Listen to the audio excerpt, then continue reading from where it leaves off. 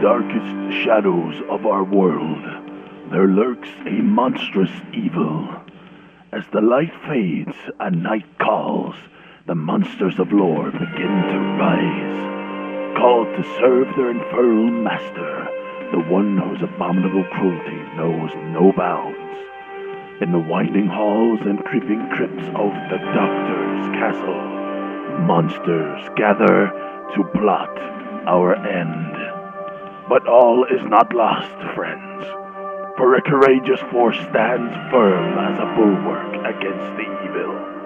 Though his comrades may have found themselves at the wrong end of the Doktor's depraved scalpel, these monstrous allies will stand by their human leader, hell-bent on doling out some hideous justice against these diabolical crimes against nature. Truly, dear viewer, I cannot stress enough that this is the hour of which you have always feared. The reckoning draws near, and no other worldly terror could possibly overshadow this.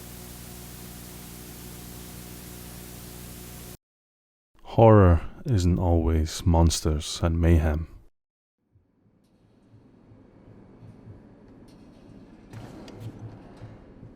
Sometimes, horror is silence and anticipation.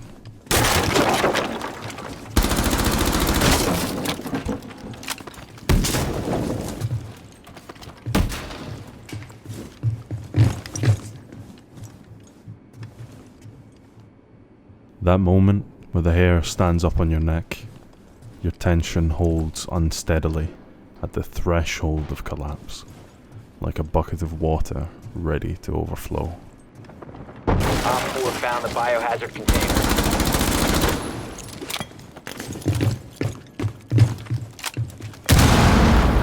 And every sound in the room is heightened above everything else.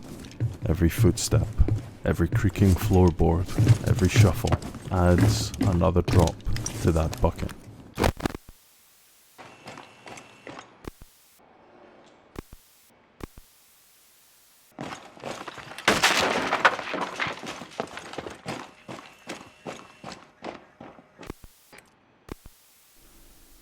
Only then, when you realize that you're all alone, you know it's waiting just beyond that doorway, and it's only a matter of time before it opens.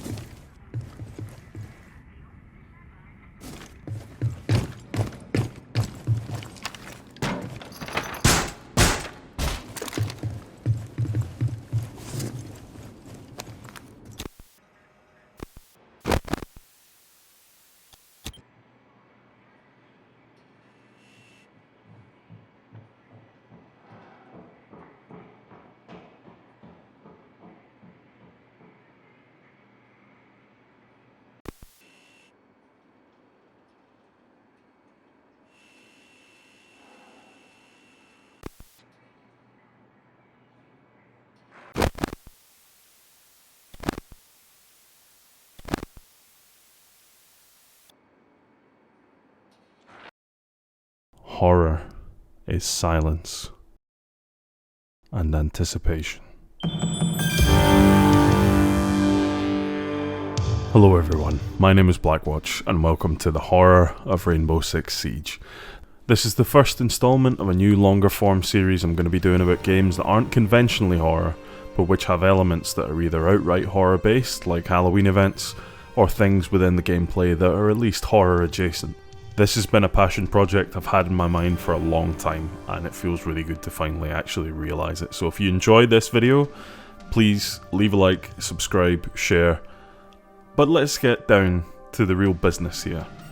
Rainbow Six Siege is my favourite game, and horror is my favourite genre, and so having those two together is a combination that is an absolute dream for me, and it's a partnership that's been handled really well over the years, with regular Halloween events almost always hitting their mark, and creative skins that perfectly navigate a huge range of subgenres and archetypes within horror. It's become a real staple of the Halloween season for me, and one of the highlights of the year, to be honest. As I alluded to in the intro, skeletal Germans and demonic Jordanians aren't the only parts of Siege that inspire terror in the player base. In the earliest days of Siege, long before people knew about roamers, anchors and fast peaks, the game was a different beast entirely. Most rounds played out pretty similarly. The rooms closest to the objective would be covered, but beyond that, everyone else would stay anchored on site. Attackers would slowly enter the building, getting themselves ready to orchestrate a coordinated push, and as the clock ticked down, those few that played off site would retreat or die. And then, in the dying moments of the match, you'd hear the footsteps steady for a moment, and then that ever familiar hiss of an exothermic charge.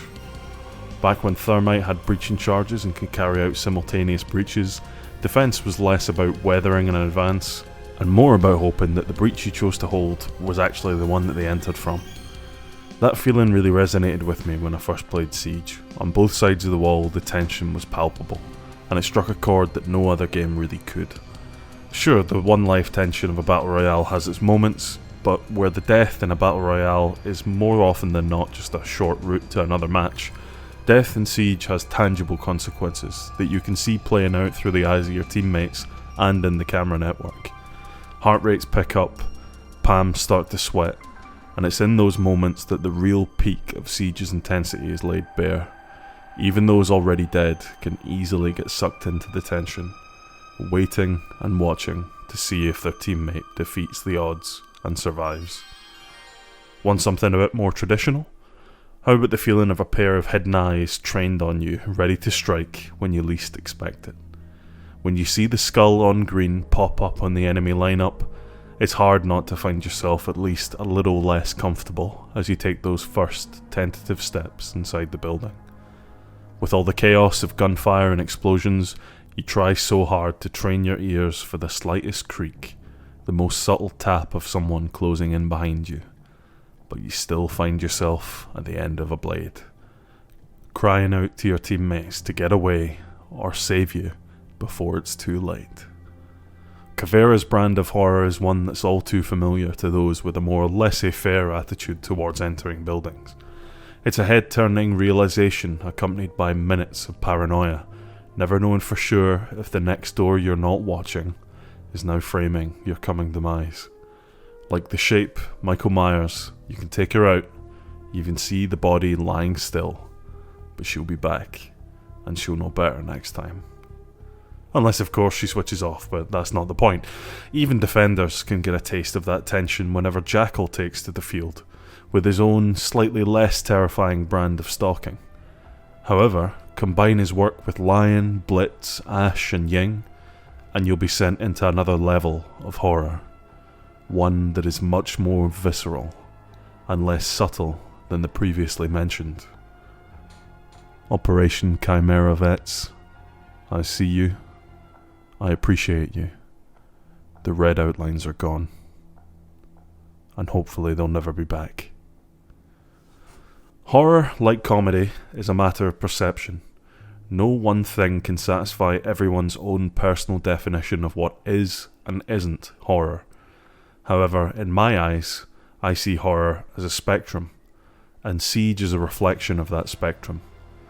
Without gore, ghosts, or ghastly creatures, Siege still manages to elicit a reaction from me that is so familiarly horror to me that it feels like I'm settling into the rickety seat of an old ghost train. I know what to expect. I've seen it so many times before, but I still feel that chill on my skin just the same. So, thank you for watching. I hope you enjoyed this one, and if you did enjoy it, please